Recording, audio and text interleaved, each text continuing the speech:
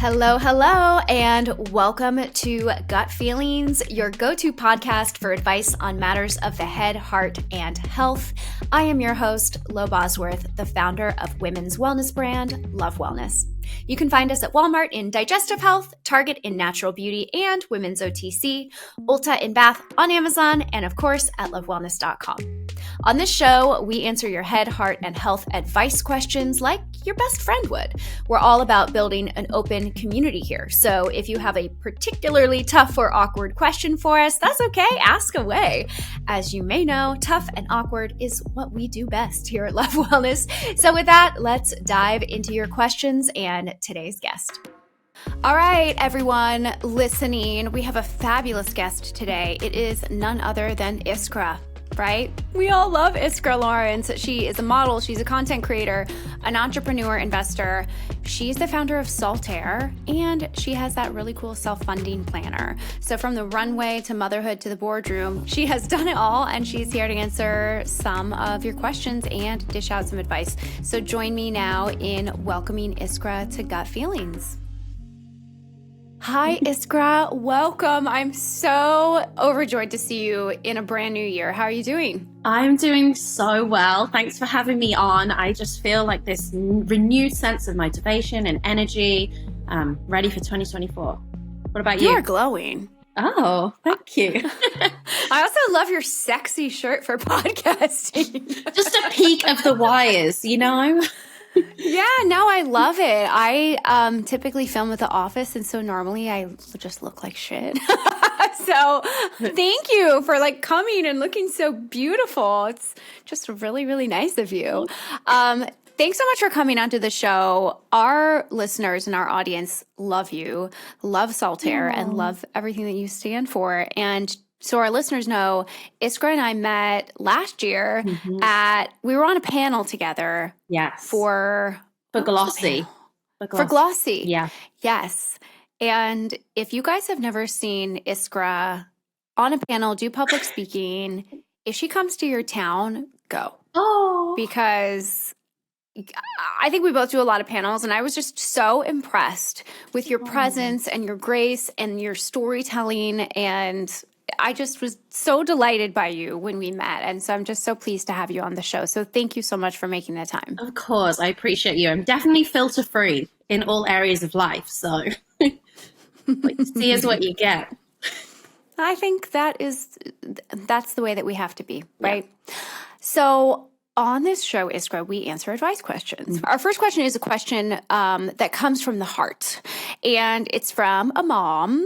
She has a teenage daughter who is struggling with her body confidence. And on that panel, you told me that story about self-confidence and when your Saltaire bottles first shipped and some of them got dings in them and people asked you for refunds, and you guys as a brand made the choice to leave them as is to reflect how you feel about body confidence. And that story has really, really stuck with me. I have told it in the office. I have told it to truly that story really stuck with me. And so when I was reading the questions that came in, I was like, yeah, this is something I want to talk on. So what is your advice to a teenager, especially, right? How does this mom empower her daughter and help her to build that confidence and love herself, love her body? Because I think you have done a really good job of it. You exemplify that.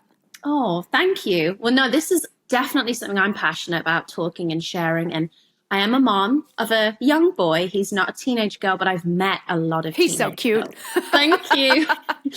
He's a little star in his own right. You were a teenage girl at one point. I was a teenage girl, and we went through it, right? And it's really this understanding of we're trying to figure out who we are.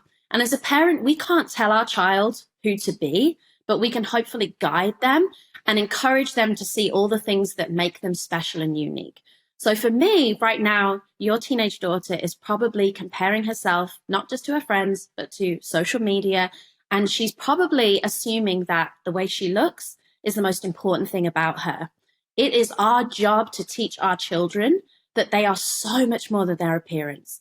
It's really helping them focus on things that bring them joy or give them a sense of accomplishment and build that sense of self-worth outside of their size and what they look like. So that for me is really like encourage them to find hobbies or, create skills, have activities that are not based on just like getting up in the morning, trying to look as cute as possible for school and play that whole, popularity game. Do their skincare routine on TikTok. Right.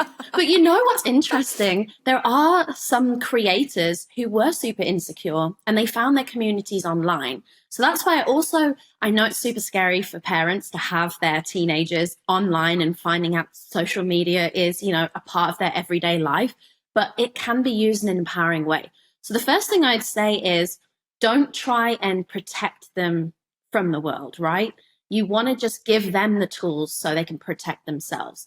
So for me, that's like immediate being like, you know what, if you're going to be on social media, let's just create some healthy boundaries. I know that probably sounds boring and sucky, but I want you to use social media in a positive way in your life. So let's do a social media audit. Who do you follow right now? Does this person make you feel good? Does this person make you feel bad? Let's delete, let's block all the negativity or things that don't make you feel good. And let's follow things that do or accounts that do. Maybe you love cute dogs. Maybe you love the girls that are doing that whole like cottage core look and that makes you feel, excited, whatever, or inspired. So I think doing a social media edit is huge and giving them the tools so they can hide nasty words. I don't know if you use that tool, but I think it's a really great way to protect yourself online. Yeah, like make sure you set your teenager up for success in the social media realm. And then in your everyday life, be aware. I actually really, sorry to interrupt you. I actually really like that advice because that's grounded in reality, right? Because I'm sorry, teenagers are going to get their hands on phones and they're going to go on social media. Yeah. So saying, sorry, you can't have an Instagram because I'm trying to protect you from this is not really a bulletproof strategy. It's not. And your teenager needs to trust you so they can come to you with things when they are struggling with it. So you're really like kind of trying to build a friendship right now, I feel like. And I do really believe my parents were my friends and I could come to them and we built such a sense of trust. It sounds like you do have you were raised in a household with a really great relationship with your parents, because for you to be able to have the perspective that you just shared, and I mean, that clearly indicates that, you were raised in a really healthy environment, because I don't think that the advice that you just gave is the advice that a lot of people would give, to be totally honest. So I think that that's really like refreshing and helpful. I also think it's important to educate kids that a lot that you see on social media isn't real. Absolutely. Yeah, talking them through and that. They don't know that. They don't. They really don't. Kids that have little baby brains that start to like watch YouTube as they get older, they don't know. They can't actually tell the difference between what's real and what's not real. Totally. Even adults can't tell the difference between what's real and what's not real. Yeah, filters are so natural now. I mean, there was that whole movement last year where it had that like glam filter that everyone was using, which, as detrimental as it was in one way, I quite liked it because it was literally showing the extremity of like, we couldn't have told this was a filter, but then it showed you like the before and afters. I also think an important thing is, as a mom with a teenager, you have to take account of how you're speaking to yourself. That's a huge, huge one. And if you are ever hearing your teenager say something negative about, you can say, don't talk to my best friend like that. Don't talk to my daughter like that. And just like find little ways to break the negative self-talk. Because I know what I used to do it. We all used to do it. And unfortunately, in the female kind of stratosphere, we feel like we're supporting our friends by sometimes also being degenerative about the way we speak to ourselves. So, for example, you're getting ready for prom and your dress is a little bit tight and you're going, oh, I feel disgusting. I've put on weight, or I hate my fat rolls, or I hate my cellulite. And then your friend might chime in thinking she's supporting you by saying, yeah, I hate my skin right now. It's been breaking out. Instead, we've got to break that cycle. And you can do that as a mom, you can do that as a friend, you can do that as anyone who hears it in a conversation. Break it instead of just feeding into it.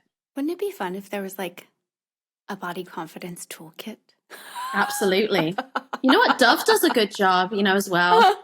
And I'm definitely passionate about using Soltaire as a platform to get out to more people, because we're using these products on our body. We're being aware. It's one of the times that we're actually like touching our skin and kind of building a connection with ourselves. So like finding a way to get to people. So while they're doing those like everyday rituals with body care, if it's your Soltaire body wash, like getting people to remember, like, let me say something kind to myself. Or if you're getting in the mirror and you're not saying something kind, like, let me stop that because that's not helping how I feel about myself. I love that. Maybe at Saltaire, you guys should make a digital body confidence toolkit Yeah. for teens. Sorry, I'm like, come to the podcast and I'm like, what kind of email can we send tomorrow? Right.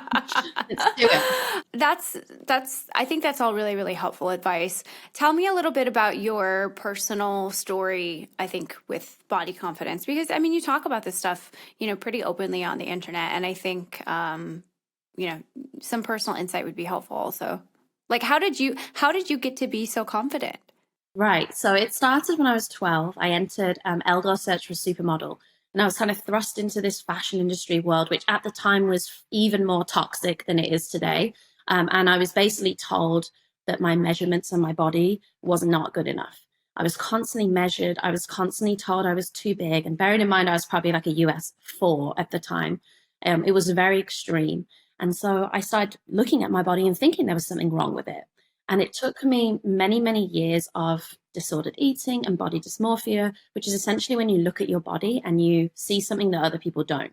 So I could be a US 4 and I could stand in front of the mirror and literally think I was huge and disgusting and want to pull the flesh back from my skin and think there was something wrong with me. And it wasn't until I really found out about plus size modeling, actually.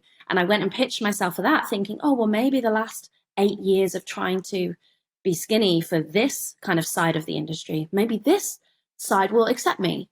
But I went and met with an agency and they said, you can't be a plus size model, you're too small. I was like, so I was too big for this and now I'm too small for this. Like, I'm never going to be good enough. And I realized that my body's not the problem, the industry's the problem. And very similar to people, like when you go and buy clothes, maybe one day you're wearing a size small and the next store you go to, you're in a large. You are not the problem. Like the label's the problem, the clothing fit is the problem. So it was really breaking that down and then focusing my energy instead of trying to change myself. I'm going to change the industry.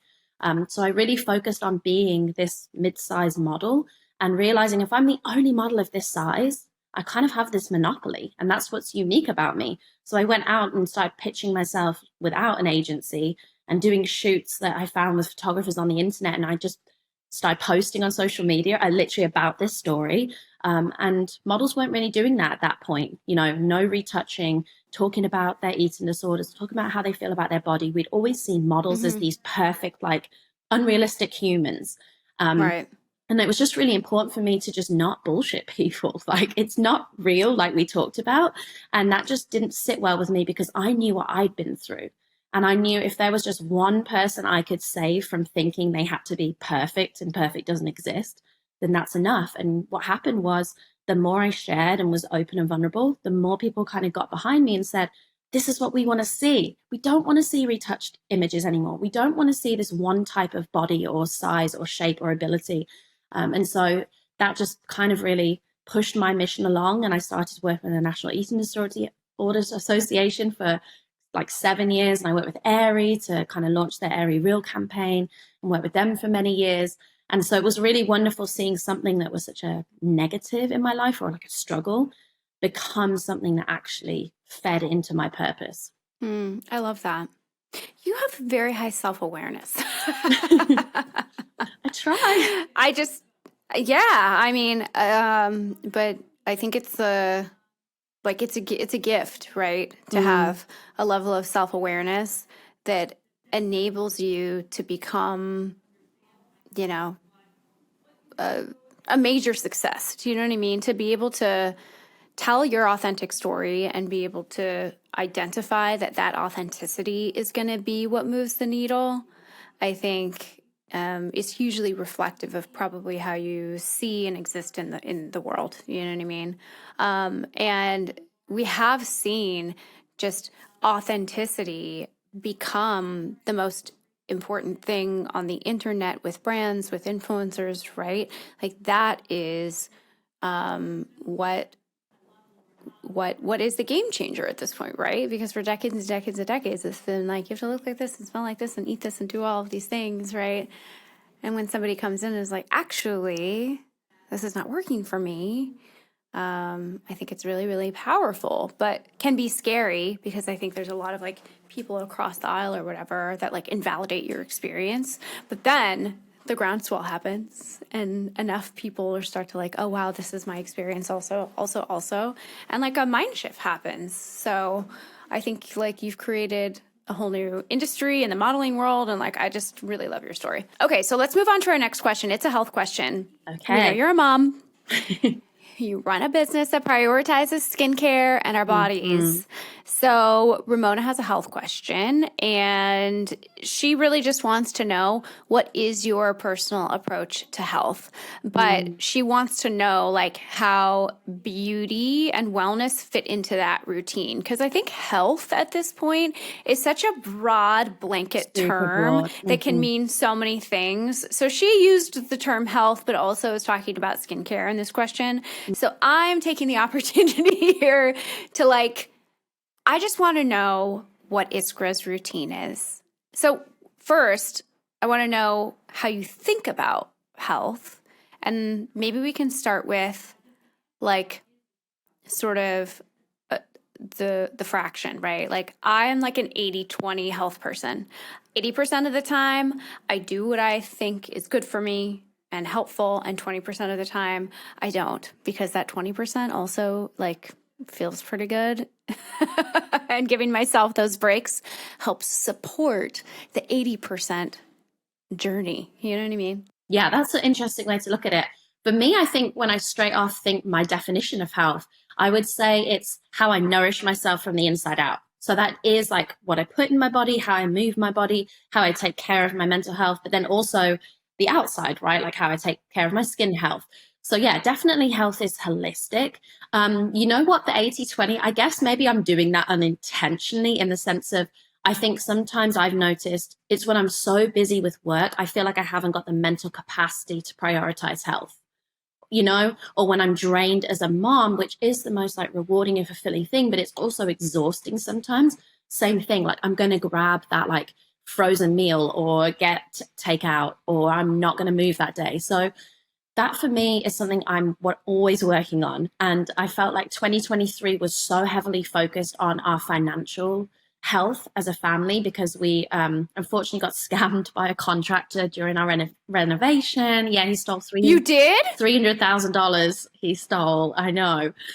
And it rocked us as a family because, you know, I really felt taken advantage of. I felt like I made this huge mistake for our family. Trauma. A lot of trauma. And I'm having to rebuild that whilst still building the brand and all of these other things. So last year was so focused on just getting us to like stability again financially, that my health absolutely was like bottom of the barrel priority. And I don't feel good because of it. Like I know my skin's still glowing and I still did my like skincare, right? Like skincare for me is just, I am so in a routine of it. Like I am never not going to do a double cleanse at night. I'm never not going to do that. It could be 5 a.m.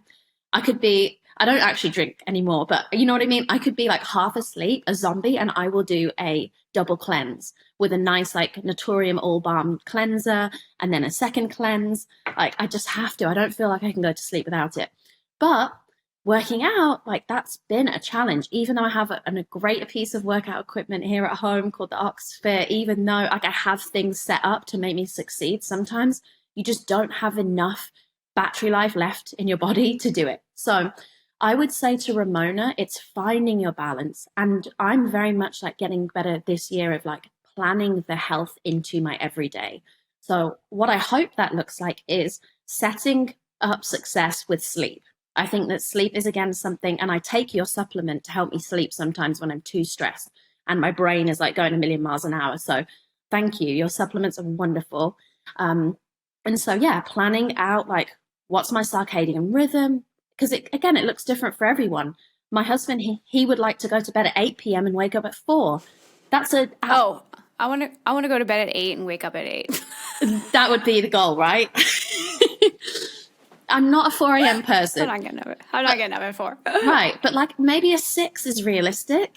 So Sure. like working back from that and then thinking like, how do I plan some movement in my day? How do I set my success up in the fridge? Like make sure I've got those fresh meals and those fresh ingredients, and finding that inspiration. Like it helps me when I do follow people who are living like a healthy, intentional lifestyle, because then I see the way that they're spending that every day and I'm like, oh, I can do more of that, or I can make that work for me.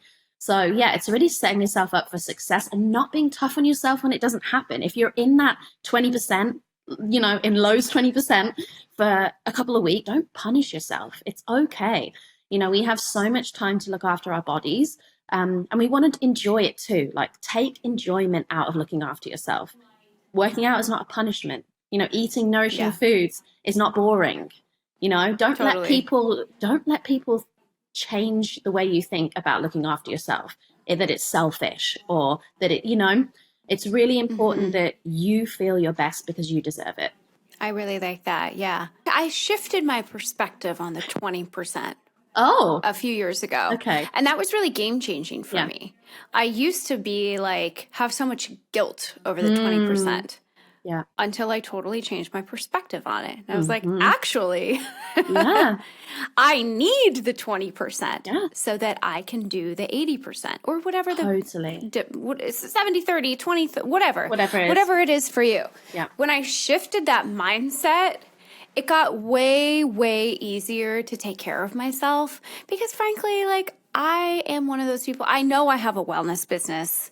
I eat healthy because it makes me feel good, but like good for you stuff can be kind of boring. Like, let's just be frank and honest about that. Like, I don't love exercising. You know what I mean? It, to me, is kind of boring. And so when I was able to like shift my perspective on it, that like, I don't have to feel guilty. Like I ate really healthy yesterday, but then at 9 p.m. I was like, I want a donut. And so I ordered myself a donut to my house and I was like, this is great. And I don't feel guilty about this anymore. And doing those things helps support my 80% initiatives. I think that setting yourself up success is being realistic as well, right? Totally.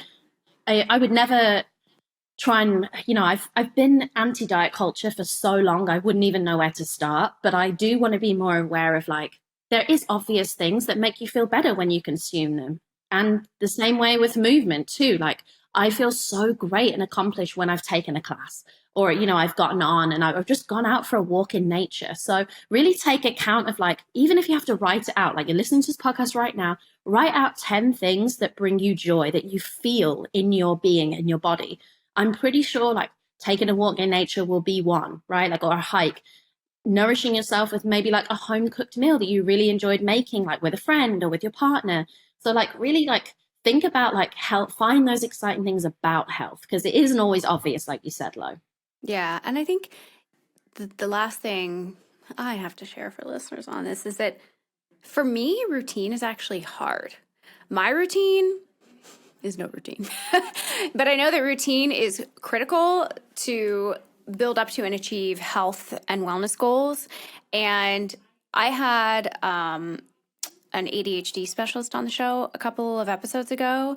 And I think she really pointed out to me that like the lack of a routine is a routine in itself. Oh. Yeah, I guess. But the point of this story is that I, over the years, so that I actually do my routines, have to create systems for myself to help it get it done. An example of this, I keep my nighttime skincare in the drawer in my bedside table because it is hard for me to get into the bathroom after I brush my teeth and apply all of my skincare. I'm like, I'm done. I don't want to be standing here anymore. Some nights I can do it, but most of the time I'm like, I'm done, right? And so by simply moving my nighttime skincare into my bedside table so that I can do it while I'm laying in bed watching a show, all of a sudden my, routine, my bedtime skincare routine, I'm doing it 9 times out of 10 instead of 4 times out of 10, right? So I'm making it easier for myself. Another example, I feed my dog breakfast every day. I have my morning vitamin routine. Those products literally in the kitchen on the shelf next to the dog food. Wow. Because I'm like, okay, Mm-hmm. I know that I'm going to pull that dog food out of the cabinet every morning. And while I'm making him his breakfast, I know that I'm going to do my little allergy drops because they're sitting right there and take my vitamin because it's right there. So for me, it's like, that's how my brain functions. Like I need I love that. like function to be at like peak accessibility in physical locations in my house to get stuff done. So if you're somebody like me where routine is hard, consider implementing changes like that to make your routine easier. I love that. And I also love, like, you are highly, highly successful. And I think there is this misconception, and there's a million podcasts that I've listened to where it does say, you have to get up at 4 a.m., you have to achieve this. And it's just like so military style that it's like very off-putting. And there are a lot of people who it's like, that's not my personality. That does not serve me. That does not feel like I wake up and get filled with peace and balance and joy. And it's like, listen to you. Like, look at Lo, super successful in so many areas of her life. This brand is taking over and she's doing it without a routine. So that might work for you. Don't try and, if you're a square key, don't try and fit into a round hole. Like, figure out what works for you. Do what works for you, everybody. I stop work at 5 o'clock every single day. Love that. I go to bed early and I try to sleep as late as I possibly can. And it's working because that is like it's what works for me. What works for you is different. So what is it? Square, whatever you just said? Square. I think it's a square peg into a round hole. Correct. Someone's going to be listening to this like, Iskra, you just butchered that quote, but I'm pretty sure you get the vibe. The sentiment is there. Yes. Okay, one final question. Okay. It is a head question, and it comes from Ivy. She says that she's a big fan of Solitaire, and she has a self-funding planner. Oh, so, isn't that great? I know. So great. She's about to take a big step and start her own small business. So she's hoping that you can give her your top 5 tips on how to organize her day and set her daily practices as she goes about starting this new phase of her life in 2024. Yes. First off, I just want to say, anyone who's thinking about starting a small business and is freaking out, it's not too late and you don't have to rush it. I think that there is abundance of space for a great idea. And I think that that's the most important thing. This idea that you have, don't closet it up. Talk to people that you trust and get an idea of, is this a good idea? Because in my head, I've had 1,000,001 good ideas. Half of them have even been done before, or I speak to someone and they're like, that's not a good idea. And so it's really important you have like a little tribe around you that you can bounce ideas off of, because this is going to be a huge time commitment. I don't want to, put my rose tinted glasses on and tell you it's going to be easy. It's not. So whatever you're coming out with, whatever this brand is, you have to love it. You have to love everything about it because you're going to live and breathe it. And if you don't love it, like really love it at the beginning, you're probably going to resent it and hate it after the first year, because it's going to take multiple years to get it off the ground. So just being super honest with you. And just, I know, isn't that really tough to hear if you're starting a business? So tough to hear, but it's just like, it's like, God, it's going to take like till year 4 to really start. Potentially. Yeah, potentially. You've really got to be aware of that going into it and understanding the compromises that you're going to have to make. And for me, I was doing a recent one-on-one call, like a mentor call, and she was a mom of 2, and I was just telling her, like, what do you want your day-to-day to look like? Are you willing to have to sacrifice this much time with your family? Are you willing to sacrifice potential sleep? Are you willing to, and like really going into it, being aware so that you don't waste your time, because guess what? It's also successful being a stay-at-home mom. You're also successful working at a job that you like with a team that you like. So entrepreneurship can be super empowering and it is wonderful. And I've definitely found joy in it, but it is tough as balls and you have to be tough as balls. So that's where I want to start off. Be realistic with your goals. Do you have a 1 week, 1 month, 6 month, 1 year, 2 year, 3 year kind of plan and vision of where you want to take the brand, where you want to take the business, and then really work back from that and think, am I doing this on my own? Do I want to get a business partner? Am I willing to give away equity at the start? I got to work with the center, who is a beauty accelerator, and they have been life-changing for me. I remember kind of having these ideas and talking to people and knowing I cannot do this on my own, or maybe not I can't, because you could, but I wasn't willing to sacrifice my whole life and not be able to do the modeling that I still enjoyed, which I also knew would help with the brand visibility. I was, wanting to be a present mom still. And so I knew having the center come in and help with the infrastructure and help just, make this brand a success with me and not do it on my own. And of course I had to give away equity, but absolutely 1000% was worth it to me. So also think But that's about, okay. That means that you have a team that has years and years and years of experience they bring to the table, so you don't have to go do those jobs for years to gain that experience. Right. And, your story was very different, Lo. And that's because, I'd already had previous kind of like entrepreneurship experiences where I did it myself. And I just found out what I don't like. I do not love hiring and managing people. So I think if you're about to start a small business, think about what you specialize in. What is your gift? Where is your strength? Have that all mapped out. Think about, what is the first person I think I'm going to need for this business to grow, to come in? Is it going to be someone who's more, about managing all of your team? Is it going to be someone who's focused on sales? Because maybe you're not so into sales. Maybe it's someone in marketing. And just really having a visual plan of like, this is my strength. This is the strength of the brand. This is where I see it in the next 6 months, year, 2 years, 3 years. What am I going to need to do? Am I going to have to listen to more podcasts? Am I going to have to go and, maybe get a business mentor? Set yourself up for success. None of this is negative, because A, I'm so proud of you for having a good idea and chasing it and going after it. And B, you never know until you try, right? It could fail. But guess what? I've had like probably three failed businesses before I've had like this success. So it's like every time you fail, you really do learn so much, which I'm sure sounds cliche, but really failure is a huge kind of part of success. And so don't be scared to it. Like if you're going to fall all in, really learn, and just have people around you that you're like, can you come with me on this journey? Because I know it's going to be tough. And I know I'm going to need to be held accountable. Like, this is something I really want. Maybe you need to make a statement, actually. Make a statement of like, this is why I'm starting this brand and this is why I'm not going to give up on this brand. Was that 5 things? I have no idea. Was that a list of 5? Well, I feel like it might have been 20 things all muddled up into a big pot.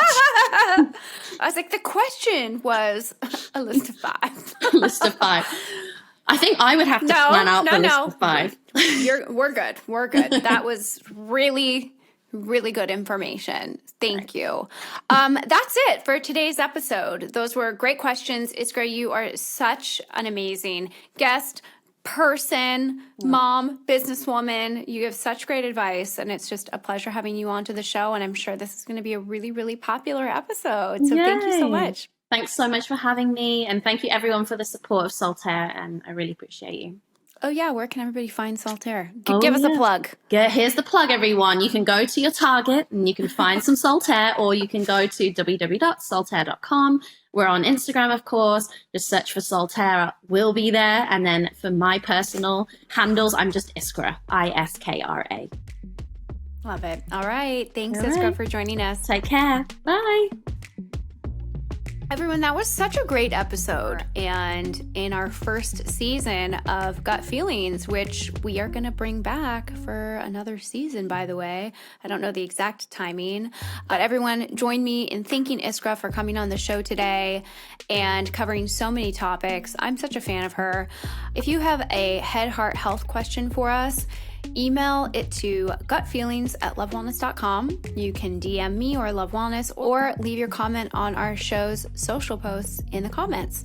And if you like the show, hit that subscribe button. I need you guys to subscribe this year. I would really, really appreciate it. I'm Lo Bosworth, and I will see you next time on Gut Feelings.